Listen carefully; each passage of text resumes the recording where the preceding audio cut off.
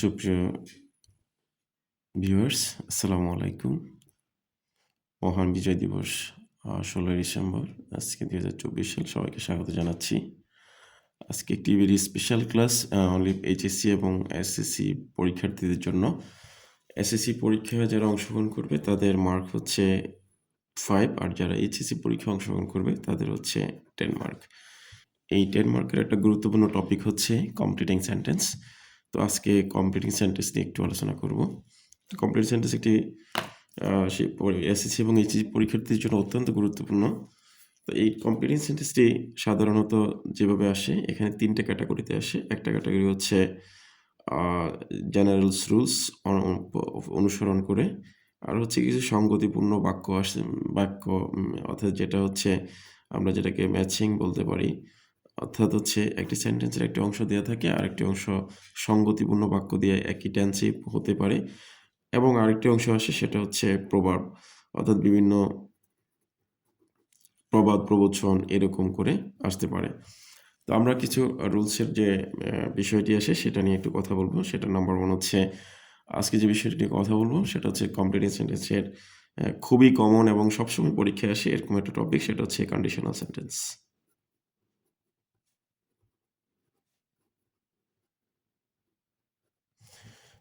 Conditional সেন্টেন্সেসের মধ্যে রয়েছে, প্রথম হচ্ছে first conditional.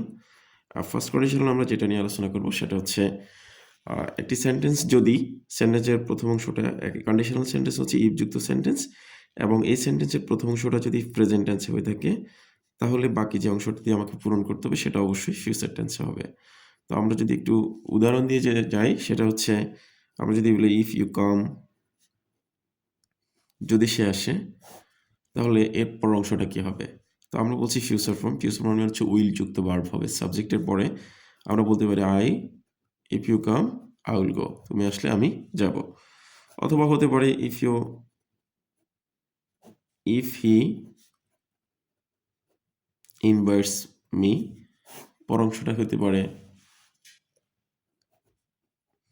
I will join the party, সে যদি আমাকে দাওয়াত করতো। এটা প্রেজেন্ট টেন্স, এখানে উইল যুক্ত ভার্ব।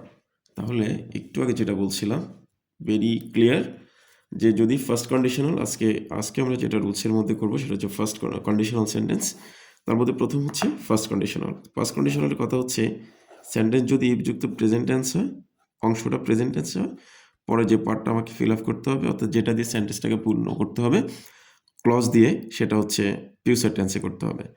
তো এটা আমরা জানি ফিউচার টেন্স মানে সাবজেক্টের পরে উইল বসবে, এরপরে ভার্ব বসবে, কারণ ইফযুক্ত যে ক্লজটা আছে আরেকটা ক্লজ দিয়ে আমাকে সেন্টেন্সটা ফিল আপ করতে হবে, সেটা অবশ্যই উইলযুক্ত ভার্ব হতে হবে।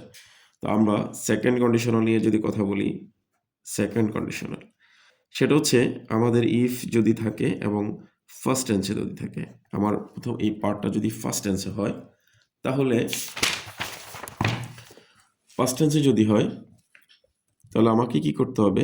তাহলে ইফ ফার্স্ট টেন্স, তাহলে আমাকে অবশ্যই সাবজেক্টের পরে উড অথবা কুড প্লাস ভার্ব বসাতে হবে। আর আমরা মোরালস জানি সবাই, যারা এসএসসি এবং এইচএসসি পরীক্ষা দিচ্ছে তারা মোরালস জানে। আমরা জানি মোরালসের পরে সবসময় ভার্বের প্রেজেন্ট ফর্ম বসে।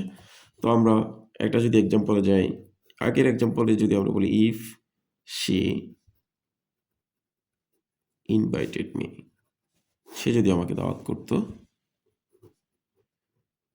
I would join the party, আমি পার্টিতে অংশগ্রহণ করতাম। তাহলে এই যে দাওয়াত করতো ফার্স্ট টেন্স ভার্ব টু। তো আমরা একটু আগে বলেছি যদি ইফযুক্ত ফার্স্ট টেন্স হয় সেকেন্ড কন্ডিশনালে, ফার্স্ট টেন্স হয়, তাহলে এখানে উড যুক্ত ভার্ব হবে, উড প্লাস ভার্ব ওয়ান হবে। এছাড়াও আরও জনপ্রিয় কিছু আমরা আমাদের চোখের সামনে পড়ে, যেমন যদি বলা হয় যে ইপ আই আর এ কিং, অথবা ইপ আই আর এ কিং, আমি যদি রাজা হতাম, I would help the poor, দরিদ্রদেরকে সাহায্য করতাম। অথবা if I are a bird, আমি যদি পাখি হতাম,